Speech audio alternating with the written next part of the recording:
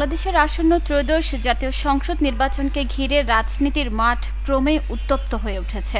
শুরুতে যেখানে বিএনপি নিরঙ্কুশ এগিয়ে থাকার ধারণা তৈরি হয়েছিল, সেখানে সময় গড়ানোর সঙ্গে সঙ্গে সেই সমীকরণ জটিল হয়ে উঠছে।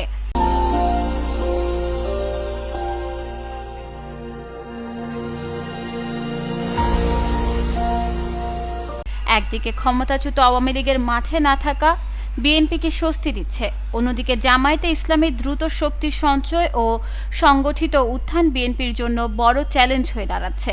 বিশেষ করে তরুণ ভোটারদের মধ্যে জামায়াতের প্রভাব বৃদ্ধি, বিশ্ববিদ্যালয় নির্বাচনগুলোতে তাদের সাফল্য এবং মাঠ পর্যায়ে সক্রিয়তা বিএনপির জন্য উদ্বেগের কারণ হয়ে উঠেছে। ফলে বিএনপি এখনও এগিয়ে থাকলেও ক্ষমতায় যাওয়ার পথ যে মোটেও সহজ নয় তা ক্রমেই স্পষ্ট হয়ে উঠছে, এমনটাই জানিয়েছে দ্য ডিপ্লোম্যাট। এই নির্বাচনে মূল লড়াই হচ্ছে মধ্য ডানপন্থী বিএনপি নেতৃত্বাধীন জোট এবং কট্টর ডানপন্থী জামায়াত নেতৃত্বাধীন ইসলামপন্থী জোটের মধ্যে। একসময় বিএনপি ও জামায়াত একে অপরের রাজনৈতিক মিত্র ছিল এবং একসঙ্গে নির্বাচন করত। এমনকি 2001 থেকে 2006 মেয়াদের বিএনপি সরকারে জামায়াতের নেতারা মন্ত্রীর দায়িত্ব পালন করেছিলেন। মূলত শেখ হাসিনা ও আওয়ামী লীগের প্রতি অভিন্ন বৈরিতা দীর্ঘদিন বিএনপি ও জামায়াতকে একত্রে রেখেছিল।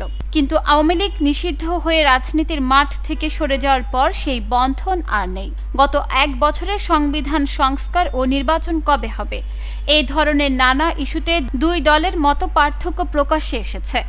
আর নির্বাচন যতই ঘনিয়ে আসছে এবং ক্ষমতার লড়াই যতই তীব্র হচ্ছে, বিএনপি ও জামায়াতের বিচ্ছেদ ততই অনিবার্য হয়ে উঠেছে।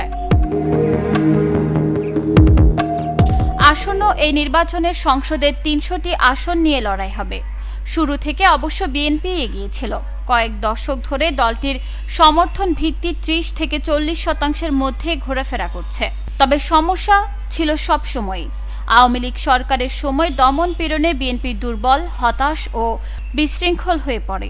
দলীয় চেয়ারপারসন ও সাবেক প্রধানমন্ত্রী খালেদা জিয়া তখন কারাগারে এবং অসুস্থ ছিলেন। তার ছেলে ও দলের ভারপ্রাপ্ত চেয়ারম্যান তারেক রহমান ছিলেন যুক্তরাজ্যে স্বেচ্ছা নির্বাসনে। এতে করে তিনি মাঠে নেতাকর্মীদের থেকে দূরে ও বিচ্ছিন্ন বলে মনে হচ্ছিল।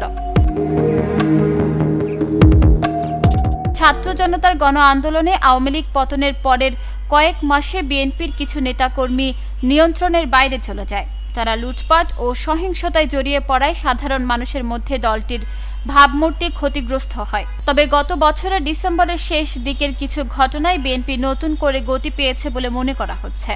তারেক রহমানের দেশে ফেরা নেতাকর্মীদের চাঙ্গা করেছে এবং সাধারণ মানুষদের মধ্যেও ইতিবাচক সাড়া ফেলেছে।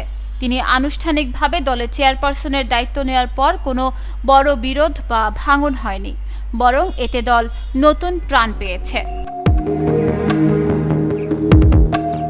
অন্যদিকে 1971 সালের মুক্তিযুদ্ধের সময় জামায়াত ও অন্যান্য ইসলামপন্থী সংগঠন বাংলাদেশের স্বাধীনতার বিরোধিতা করেছিল।